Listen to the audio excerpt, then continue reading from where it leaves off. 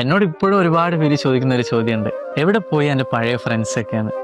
എനിക്ക് മാത്രമൊന്നല്ല, ഒരു 23-24 വയസ്സ് കഴിഞ്ഞ് ഒരുപാട് ആളുകൾ ഫേസ് ചെയ്യുന്ന ഒരു ക്വസ്റ്റ്യൻ തന്നെ അത്. പഴയ ഫ്രണ്ട്സൊക്കെ എവിടെയാണ്? ഒറ്റ വാക്കിലൊരു ഉത്തരം പറയാൻ പറഞ്ഞാൽ അറിയില്ല. ലൈഫിലുണ്ട്, അവിടെ ഇവിടെ ഒക്കെ ആയിട്ടുണ്ട്.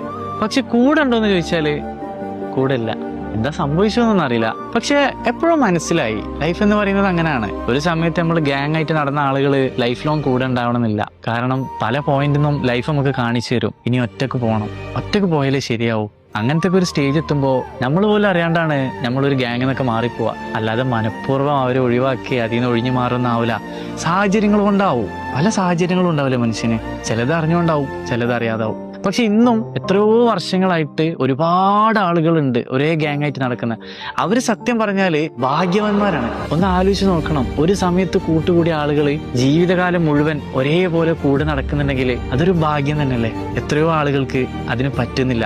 വഴിയിൽ വെച്ച് ഇല്ലാണ്ടായി പോകുന്ന ഒരുപാട് നല്ല നല്ല സൗഹൃദങ്ങളുണ്ട്. കാരണങ്ങൾ പോലും അറിയാതെ എത്ര സൗഹൃദങ്ങളാ മുറിഞ്ഞു പോയത്, ഇല്ലാണ്ടായി പോയത്, അകന്നുപോയത്.